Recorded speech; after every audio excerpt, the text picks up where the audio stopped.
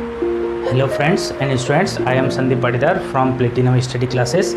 आज lecture number 63 में हम करने वाले हैं थर्मोडायनेमिक्स न्यूमेरिकल नंबर 50 और 12th numerical of second law of thermodynamics. Start करते हैं न्यूमेरिकल नंबर 50। क्या आपको गिवन है? A reversible heat engine. आपको बोल दिया कि एक रिवर्सिबल हीट इंजन है, okay, operates between two reservoirs. दो रिजर्वायर के बीच में काम कर रहा है 600 degree centigrade and 40 degree centigrade. The engine drives a reversible refrigerator which operates between the reservoir at temperature 40 degree centigrade and -20 degree centigrade. मतलब एक हीट इंजन है जो एक रेफ्रिजरेटर को रन कर रहा है। तो पहले एक डायग्राम हम बनाते हैं, उसमें फिर मैं आपको एक्सप्लेन करता हूँ। ओके,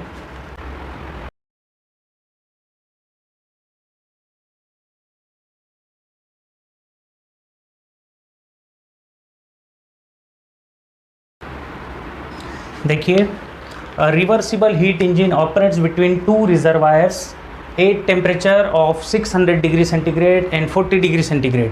तो जो हाई टेम्परेचर रिजर्वायर होता है उसको हम ऊपर की तरफ रखते हैं, that is temperature 600 degree centigrade. 600 degree centigrade kelvin में चेंज करेंगे तो 873 केल्विन। ओके, अभी मैं T1 2 3 T1 T2 T3 T4 नहीं दे रहा हूँ, लेकिन फिर भी आपको याद मैं करा दूँ कि हमेशा T1 ग्रेटर देन होगा T2 and T2 is greater than T3 and T3 is greater than or equals to, मतलब T2 is greater than or equals to T3 and T3 is greater than T4। ये आपको हमेशा sequence याद रखना है। Okay, तो यहाँ पर क्या है, ये आपको क्या दिख रहा है? हीट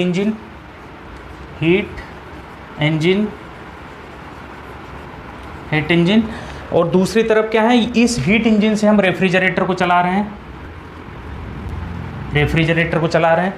तो आपको जो टेम्परेचर लिमिट्स दी है, हीट इंजन की temperature limit 600 degree centigrade and 40 degree centigrade. ये है आपको कितना दिया है? 40 degree centigrade, that is 313 kelvin. Okay, आगे देखें, the engine drives a reversible refrigerator which operates between the temperature limits 40 degree centigrade and 20 degree centigrade.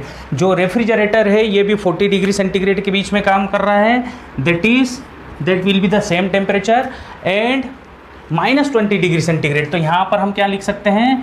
Temperature is -20 degree centigrade, that is 253 kelvin. Okay, अभी आपको clear समझ में आ जाएगा। Minus का मतलब क्या है? This is our desired place, यानी यहाँ पर हमारा क्या रखा हुआ है? Food space. This is food space. भाई सिंपल सी बात है, रेफ्रिजरेटर में जो लोअर टेम्परेचर होगा वो हमारा डिज़ायर्ड प्लेस होता है। ये हमारा डिज़ायर्ड प्लेस है। ये क्या है? Desired place.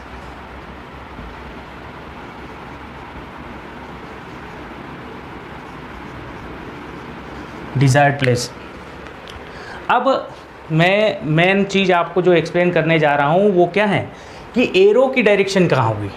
हीट इंजन क्या करता है? हाई टेम्परेचर रिजर्वायर से हीट को एक्सट्रैक्ट करता है ना, और हाई लो टेम्परेचर रिजर्वायर पे डिलीवर करता है। तो एरो की डायरेक्शन हीट इंजन में तो ये हो गई, ठीक है, ये हो गई, ठीक है। सबसे ज़्यादा टेम्परेचर कहाँ पर है? T1, that is T1। Okay, उससे कम टेम्परेचर कहाँ पर है? That is T2। और T2 और T3 दोनों का टेम्परेचर सेम है, दैट इज़ T3। और ये क्या हो जाएगा? That will be T4। Clear है? 1 के रिस्पेक्ट में जो हीट इंजन एक्सट्रैक्ट लेगा, है ना, दैट इज़ T1, और रिजेक्ट करेगा 2 के रिस्पेक्ट में, दैट इज़ T2।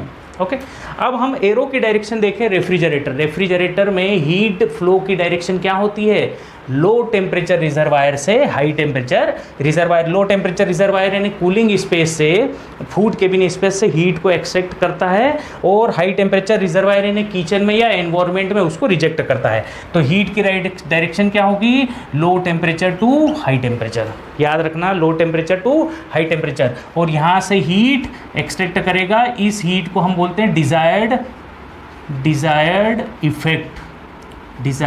इफेक्ट, है ना, इसको हम बोलते हैं डिजायर्ड इफेक्ट। ठीक, और इसके रिस्पेक्ट में क्या हो गई Q3। ओके, आपको आगे क्या बोल दिया है, बहुत ही अच्छा न्यूमेरिकल है, इसमें आइडियल और प्रैक्टिकल दोनों का एग्जांपल दिया हुआ है कि दोनों से आपको एफिशिएंसी और हीट की वैल्यूज फाइंड आउट करना है।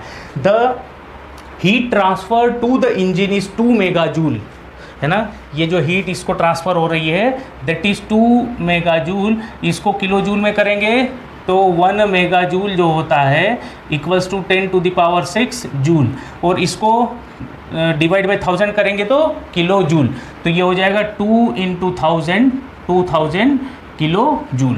क्लियर है? 1 megajoule is 10⁻6 joule. And the net work output the net work output of the combined engine and refrigerator plant is 360 kilo joule. बोल रहा है कि जो हीट इंजन वर्क प्रोड्यूस कर रहा है और इससे रेफ्रिजरेटर चल रहा है, इससे क्या चल रहा है, रेफ्रिजरेटर चल रहा है, WR रेफ्रिजरेटर इन, रेफ्रिजरेटर चल रहा है, साथ साथ में ये कुछ नेट वर्क आउटपुट भी कर रहा है दैट इज़ W नेट, और इस W नेट की वैल्यू उसने दे दी है that is 360 kilo joule. Okay, तो यहाँ से क्लियर कट क्या समझ में आता है कि W heat engine equals to refrigerator work absorb by the refrigerator plus 360, मतलब इतना वर्क करने के बाद 360 किलो जूल की हीट को in the form of work हम यूटिलाइज कर सकते हैं, वर्क प्रोड्यूस कर रहा है इतना extra work. Find the heat transfer to the refrigerant, आपको क्या करना है, find heat transfer to the refrigerant, refrigerant यानी रेफ्रिजरेंट कहाँ से हीट को एक्सट्रैक्ट कर रहा है, 0.4 से, यहाँ से फूड केबिन स्पेस से, तो आपको फाइंड करना है, फाइंड आउट Q4। दूसरा, the net heat transfer to the reservoir at 40 degree centigrade, कि 40 डिग्री सेंटीग्रेड कहाँ पर है, ये रहा, तो कितनी हीट 40 डिग्री रिजर्वायर पे जा रही है दैट इज Q2 + Q3, इसकी वैल्यू आपको फाइंड आउट करना है। दूसरा आपको फाइंड आउट करना है Q2 + Q3, क्या आपको फाइंड आउट करना है। ठीक, आगे पढ़े, ऑल्सो फाइंड दीज वैल्यूज, यहाँ से नया एक और क्वेश्चन आ गया, मतलब इसमें 2 क्वेश्चन है। Also find these values if the efficiency of the heat engine and COP of the refrigerator are each 40 degree of their maximum possible values, मतलब आइडियल कंडीशन में जो एफिशिएंसी निकलेगी और COP निकलेगी उसका 40% एक्चुअल है ना, तो आपको एक्चुअल की वैल्यूज़ भी निकालनी है, तो ये आइडियल वैल्यूज़ हो गई और ये एक्चुअल वैल्यूज़ हो गई, तो इसका मतलब ये आपको निकालना है ideal,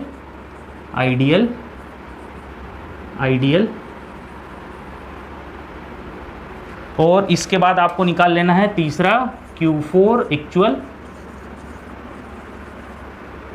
and Q2 + Q3 actual. Clear है, आइडियल और एक्चुअल। ओके, इसको कंटिन्यू करते हैं क्वेश्चन को। ओके, देखें, और आपको दिया है, क्या दिया है कि actual efficiency is 40% of ideal efficiency, है ना, बिल्कुल सिमिलर COP का भी दिया है, COP actual is 40% of COP ideal. Okay, तो यहाँ हम इसको कंटिन्यू करें, तो पहले हम बात कर लें हीट इंजन की। तो हीट इंजन की एफिशिएंसी क्या होगी, efficiency of heat engine equals to होता है net work output divided by, net work output नहीं कहेंगे, work done by the heat engine divided by heat supplied, मतलब output divide by input. Output में आपको क्या मिलता है, W हीट इंजन, और इस हीट इंजन को चलाने के लिए आपको क्या चाहिए, that is Q1 amount of heat. हमेशा याद रखना है T1 T2 T3 T4 decreasing order में होना चाहिए, बिल्कुल सिमिलर हमने लिया है, 1 के रिस्पेक्ट में Q1, 2 के रिस्पेक्ट में Q2, 3 के रिस्पेक्ट में Q3 और 4 के रिस्पेक्ट में Q4। एक्चुअली रेफ्रिजरेटर जिन 2 टेम्परेचर लिमिट्स में काम कर रहा है उसमें कॉमन टेम्परेचर है 40 डिग्री सेंटीग्रेड, और वहीं कॉमन टेम्परेचर हीट इंजन में भी है, इसलिए दोनों के रिजर्वायर एक साथ कर दिए। कंसेप्ट सिर्फ इतना है कि रेफ्रिजरेटर में जो हीट फ्लो होती है वो लो टेम्परेचर से हाई टेम्परेचर पे हीट फ्लो होती है। Okay, efficiency of heat engine, output divide by input. Output में हमें क्या चाहिए, हीट इंजन से वर्क, और इनपुट में हम उसके लिए कितनी हीट दे रहे हैं, and that is also equals to Q1 minus Q2 divided by Q1, and in terms of temperature हम लिख सकते हैं T1 minus T2 divide by T1। Simple सी बात। तो यहाँ से हमारे काम की इक्वेशन हम देखते रहें कि कौन सी है। हम अगर देखें तो एफिशिएंसी पहले फाइंड आउट कर लें। Efficiency of heat engine equals to temperatures की वैल्यू रखेंगे। Temperature T1 is 873 minus T2 is 313 divided by T1 temperature that is 873। यहाँ से एफिशिएंसी ऑफ हीट इंजन निकाल लें, एफिशिएंसी ऑफ हीट इंजन की वैल्यू निकाल लें। ओके,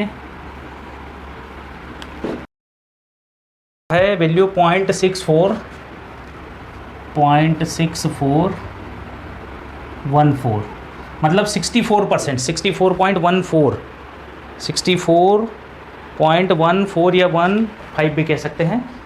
ओके, ये एफिशिएंसी आई। अब आप क्या करें, इसके बाद आप क्या निकालेंगे, COP ऑफ द रेफ्रिजरेटर। तो निकाल लें COP of the refrigerator equals to होता है desired effect divided by work input, desired effect divided by work input, है ना। तो डिजायर्ड इफेक्ट अगर देखें तो क्या है, डिजायर्ड इफेक्ट हमारा क्या है, Q4 अमाउंट ऑफ हीट को हमें एक्सट्रैक्ट करना है ना। इसके लिए क्या देना पड़ेगा, WR in रेफ्रिजरेटर को चलाने के लिए वर्क आपको देना पड़ेगा। ओके, तो Q4 क्या होगा, Q4 and refrigerator R in equals to, अगर मैं इनको दोनों को जोड़ूंगा तो Q3 आएगा, Q4 एंड WR in, तो ये हो जाएगा WR प्लस Q4। तो यहाँ से आप क्लियर कर देख सकते हैं कि WR in equals to Q3 minus Q4। बिल्कुल सिमिलर अगर हम देखें तो Q1 is W heat engine plus Q2 that is equals to W heat engine plus Q2। होगा कि नहीं भाई, Q1 एंटर करा, W ने वर्क प्रोड्यूस करा, W वर्क प्रोड्यूस हुआ, Q2 रिजेक्ट हो गई, तो यहाँ पे हम W हीट इंजन लिख सकते हैं Q1 माइनस Q2। क्लियर है। एक और चीज़,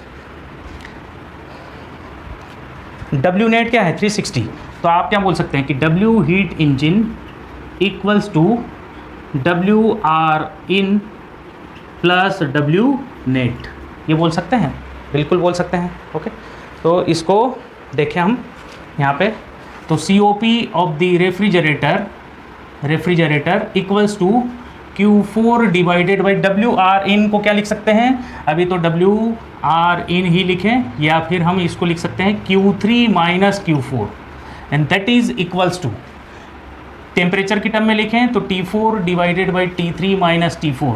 एक चीज़ याद रखेंगे, आइडियल के केस में रिवर्सिबल हीट इंजन हो या रेफ्रिजरेटर हो तभी हम टेम्परेचर की वैल्यूज़ मतलब टेम्परेचर की इक्वेशन यूज़ कर सकते हैं, अदरवाइज हम यूज़ नहीं करेंगे। Okay, that is equals to T4 की वैल्यू है, T4 is 253 divided by T3 is 313 minus 253। इसको सॉल्व करो और COP of the refrigerator ideal की वैल्यू मिलेगी, ये भी क्या है, ideal efficiency. Okay, ideal COP आई है दैट इज 4.2166। ओके, ये आइडियल COP है, ideal COP of the refrigerator. Okay, आपको Q1 Q2 Q3 Q4 की वैल्यूज़ निकालना है, मतलब Q4 तो निकालना है, Q2 और Q3 तीनों हीट्स की वैल्यू निकालना है, 1 की वैल्यू गिवन है। ओके, जल्दी से सॉल्व करते हैं। तो देखिए आपके पास W हीट इंजन में Q1 की वैल्यू है, Q2 की वैल्यू नहीं है, एफिशिएंसी की वैल्यू है, तो ये वाली इक्वेशन हम यूज़ कर लें, ये और इसके साथ ये, ठीक है। तो मैं यहाँ पे लिख सकता हूँ efficiency of heat engine equals to Q1 minus Q2 divide by Q1। Okay, efficiency की वैल्यू क्या है 0.64146 equals to Q1 is 2000 minus Q2 divided by Q1, Q1 is 2000। यहाँ से फाइंड आउट कर लें Q2, ये हमारे आंसर का एक पार्ट होगा। Q2 आपको मिलता है 717.08 किलो जूल। थोड़ा बहुत आंसर में वेरिएशन आ जाता है कैलकुलेटर चलाने की वजह से। ओके, Q2 की वैल्यू मिल गई है ना। यहाँ अगर हम वैल्यूज़ रखते हैं, इस इक्वेशन में वैल्यू रखें तो W हीट इंजन आपको मिलता है, W heat engine is Q1 is 2000 minus Q2 is 717.08। तो यहाँ से W हीट इंजन आइडियल है ना, आइडियल की वैल्यू मिल जाती है। हालांकि ज़रूरत है कि नहीं पता नहीं। 2000 माइनस आंसर तो आता है 1282.92 kilo joule.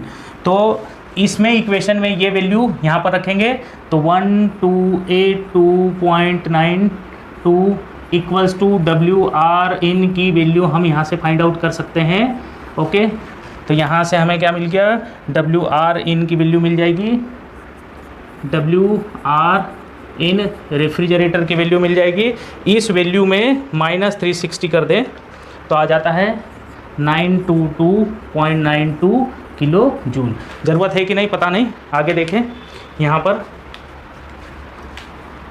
COP of the refrigerator Q2 तो निकल गया, आपको और क्या चाहिए Q3 एंड Q4 की वैल्यू चाहिए। ओके, तो COP of the refrigerator equals to हम क्या लगा दें, WR इन की वैल्यू हमारे पास निकल चुकी है, Q4 की वैल्यू निकाल लें। तो COP of the refrigerator is Q4 divided by refrigerator R इन। यहाँ पे वैल्यू रखें, COP की वैल्यू क्या है 4.2166 इक्वल्स टू Q4 जो हमें चाहिए डिवाइडेड बाई रेफ्रिजरेटर की वैल्यू। रेफ्रिजरेटर में कितना वर्क 922.92। तो यहाँ से Q4 की वैल्यू निकाल लें और Q4 की वैल्यू निकालें, फिर क्या है WR in equals to Q3 minus Q4। यहाँ पे वैल्यूज़ रख करके क्या निकाल लेंगे, Q3 की वैल्यू निकाल लेंगे। तो WR in 922.92 equals to Q3 भी मुझे चाहिएगा माइनस Q4 जो वैल्यू मैं कैलकुलेट करूँगा। Q4 आता है 3838915 किलो जूल, 915 किलो जूल। यहाँ वैल्यू रखेंगे -3891.5। तो यहाँ से फाइनली वैल्यू निकल जाएगी Q3 4814.50। ओके, तो ये सब आइडियल है ना। हमने आइडियल की वैल्यूज़ निकाल ली। ये सब क्या है, आइडियल है। आइडियल केस आपको फाइनल आंसर लाना है। आपको क्या फाइंड आउट करना है, पहला Q4, ये 1 वाला Q4, this is the answer 1 है ना, दिस इज़ द आंसर 1। लिख नहीं रहा हूँ दोबारा, आंसर 1 Q4 आपको चाहिए था आइडियल, तो ये आइडियल Q4 है। दिस इज़ आइडियल, मतलब कितनी हीट जो है फूड केबिन स्पेस से रेफ्रिजरेटर एक्सट्रैक्ट कर रहा है, खींच रहा है। दूसरा आपको निकालना है कि Q2 और Q3 कितनी हीट 40 डिग्री सेंटीग्रेड के रिजर्वायर पे रिजेक्ट हो रही है। तो आपको यहाँ से निकालना है दूसरा part Q2 plus Q3, that is equals to Q2 is 717.08 plus 4814.50। तो ये आपका मिल जाएगा आंसर। सो आंसर आता है 5531.58 kilo joule. This is the answer 2। और ये क्या है, आइडियली कितनी हीट 40 डिग्री सेंटीग्रेड पे जा रही है। तो पहले आप इसको नोट करिए, फिर मैं कंटिन्यू करता हूँ इस पार्ट को लेकर के। Okay, so please note down students. Continue करते हैं इसको। देखिए आपको ये आइडियल एफिशिएंसी आपने निकाल ली है, आइडियल सीओपी आपने निकाल ली, क्लियर है। अब आपको क्या चाहिए, आपको कहा है कि actual efficiency is 40% of ideal efficiency and actual COP is 40% of ideal COP. तो इसका 40% आपको एक्चुअल होगा, तो एफिशिएंसी ऑफ हीट इंजन कौन सी, एक्चुअल इज़ 40%, यानी कि 0.4 times efficiency of heat engine ideal equals to 0.4 into 0.64146 यहाँ से एफिशिएंसी एक्चुअल किसकी, हीट इंजन की आपको मिल जाएगी।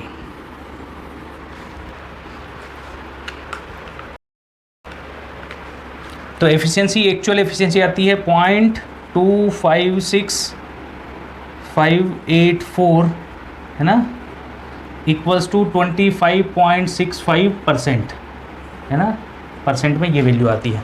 ठीक, आपको एक्चुअल निकालना है इन सब का एक्चुअल। अगर एक्चुअल एफिशिएंसी ये होगी तो हीट इंजन का एक्चुअल वर्क भी तो चेंज होगा। लगा दें efficiency actual heat engine equals to, heat engine की एफिशिएंसी क्या होती है, आउटपुट क्या चाहिए हमें, वर्क ऑफ हीट इंजन कौन सा, actual, divided by heat input Q1। Q1 तो फिक्स है भाई साहब, Q1 फिक्स है, यहाँ वैल्यू रखें, that is 0.256584 equals to W heat engine actual divided by Q1 that is 2000। तो यहाँ से W हीट इंजन एक्चुअल की वैल्यू आप निकाल लेंगे, W हीट इंजन एक्चुअल की वैल्यू निकाल लें। बिल्कुल सिमिलर क्या करें, रेफ्रिजरेटर के लिए कर लें। COP actual, COP of the refrigerator कौन सी, actual equals to 40% of ideal COP, COP of the refrigerator ideal, that is equals to 0.40 into 4.2166। तो यहाँ से एक्चुअल सीओपी आपको मिल जाती है, सीओपी ऑफ द रेफ्रिजरेटर कौन सी, actual equals to 513.168 kilo joule. Okay, और सीओपी, अच्छा यहाँ से अगर हम इसमें वैल्यू रखें heat engine that is also equals to, यहीं पर अगर हम आगे भी सॉल्व करें, डब्ल्यू हीट इंजन एक्चुअल क्या होगा, डब्ल्यू हीट इंजन क्या होता है, हीट इंजन क्या होगा, ये लिखा है W heat engine is Q1 minus Q2। तो मैं यहाँ पे क्या लिख सकता हूँ, Q1 माइनस Q2 एक्चुअल, तो यहाँ से मुझे क्या मिल जाएगा, Q2 एक्चुअल की वैल्यू में निकाल लूँगा। यहाँ वैल्यू रखूँ, Q1 इज 2000, इसको क्या रखूँगा 2000 minus Q2 actual value find out कर लूँ। तो यहाँ से Q2 एक्चुअल की वैल्यू मैंने फाइंड आउट कर ली, ये वाली वैल्यू यहाँ से निकाल लेंगे। 513 मतलब 2000 प्लस ये कर दोगे, सॉरी टू इसको इधर ले आए और इसको उधर ले गए, तो 2000 minus this is 1486.832 kilo joule. बात आपको क्लियर होगी है ना। Q2 की वैल्यू हमने निकाल ली, ठीक।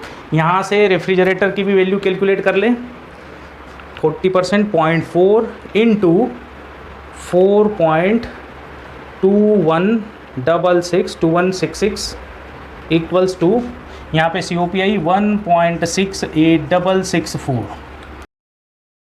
एक्चुअल रेफ्रिजरेटर का वर्क भी निकालना है ना, एक्चुअल रेफ्रिजरेटर का वर्क, इसकी जो रिक्वायरमेंट नहीं है इसको मैं रिमूव करता हूँ। ओके, देखो यहाँ सॉल्व करते हैं इसको, इसको इधर ही कर देता हूँ मैं। W refrigerator actual equals to क्या होगा, W रेफ्रिजरेटर एक्चुअल क्या होगा, W heat engine minus W net actual equals to W heat engine actual minus W net, यहाँ पर वैल्यूज़ रखें, ओके, वैल्यूज़ रखें। तो डब्ल्यू रेफ्रिजरेटर की एक्चुअल की वैल्यू आपको निकालना है। ये हीट इंजन कितना है actual, 513.168 minus W net that is 360। Calculate करें, यहाँ से डब्ल्यू आर रेफ्रिजरेटर का एक्चुअल वर्क इनपुट आपको मिल जाएगा। ये आपको मिल गया 153.168 किलो जूल, है ना, रेफ्रिजरेटर का actual work that is also equals to, क्या लिख सकते हैं, Q3 माइनस Q4। तो Q3 माइनस Q4। अच्छा, यहाँ पर एक और काम कर लें, COP of the refrigerator, COP of the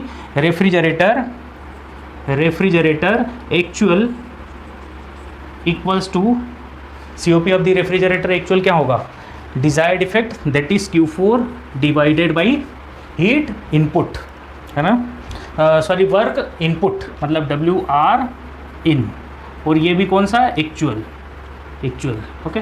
इसको मैं कोई इक्वेशन 1 बोल दूँ, है ना, equation 1, put in equation 1, equation 1 में पुट करें तो COP actual COP that is 1.68664 equals to Q4 जो हमें निकालना है, divided by WR in actual is 153.168। तो यहाँ से क्या निकाल लेंगे, Q4, है ना, Q4, और Q4 मिल जाए तो WR actual equals to Q3 actual minus Q4 actual, ये क्या है, Q4 एक्चुअल। तो यहाँ पर Q4 एक्चुअल आपको मिलता है 258.33 किलो जूल, है ना। यहाँ पर वैल्यू रखेंगे, WR in 153.168 equals to Q3 actual minus Q4 258.33, है ना। तो यहाँ से Q3 एक्चुअल की वैल्यू निकाल लेंगे, ओके। आपको आंसर में क्या क्या चाहिए था, 253 को इधर ले आएंगे, plus 153.168 equals to 411.5 kilo joule, okay. अब देखिए आपको चाहिए क्या था, Q4 एक्चुअल, तो ये तो हमारा एक आंसर हो गया, आंसर 3 गलत नहीं है। आपको निकालना था कि कितनी हीट रेफ्रिजरेंट ने फूड से एक्सट्रैक्ट करी है एक्चुअल कंडीशन में। तो एक्चुअल में वैल्यू आपको मिल गई 258.33, अप्रोक्सीमेट 254.4, ओके। आपको दूसरा क्या निकालना था, Q2 प्लस Q3 एक्चुअल। तो Q2 plus Q3 actual equals to Q2 निकाला था, Q2 actual that is 1486832 plus 411.5। तो यहाँ से ऐड होकर क्या आएगा, प्लस 1486.832, 1486.832, 18 आंसर आता है 1898.33 किलो जूल। तो ये भी क्या है, आंसर 4, है ना। आंसर 1 2 हम पहले निकाल चुके थे। ये सब कुछ सॉल्व करके हमने Q2, Q3 और Q4 की वैल्यू निकाली, और फाइनली हमें, क्योंकि Q1 खाली एक वैल्यू दी थी, दोनों टेम्परेचर दिए थे, एफिशिएंसी एक्चुअल की दी थी, क्लियर है। तो हम इसमें अगर देखें तो इसको कहें A पार्ट, है ना, यहाँ से ये पूरा क्या है, B पार्ट, है ना, और ये हमने निकाला है C, Q2 को निकाला है ये यहाँ से C, इसको कहें D, है ना, यहाँ से E, कुछ इस तरीके से F और ये हो गया यहाँ से G H। ठीक है, तो काफ़ी इंपॉर्टेंट न्यूमेरिकल था। कई सारे स्टूडेंट्स को इसमें कन्फ्यूज़न रहता है कि यार एक्चुअल दे दिया, तो वो क्या करते हैं, कहीं कहीं वैल्यू आइडियल के साथ रख देते हैं। मतलब कहीं हो सकता है यहाँ पर आइडियल की वैल्यू रख दे रेफ्रिजरेटर आर इन में, तो नहीं, आपको COP पहले तो निकालना है कि एक्चुअल COP कितनी है। उस एक्चुअल COP के रिस्पेक्ट में सारी वैल्यूज़ आपको फाइंड आउट करनी है, Q2 actual, Q3 actual and Q4 actual, और उसके बाद जो आंसर आपको जो क्वेश्चन में पूछा है उसके आंसर फाइंड आउट कर लेंगे। So please note down students, इसके जस्ट बाद ही अभी लेक्चर में मैं कंटिन्यू करने वाला हूँ parallel statement of second law of thermodynamics. हम इसके दो पैरेलल स्टेटमेंट है कि अगर केल्विन प्लैंक वायलेट करता है तो क्लॉजियस भी वायलेट करेगा, और क्लॉजियस अगर वायलेट करता है तो केल्विन प्लैंक स्टेटमेंट भी वायलेट करेगा। So please note down students.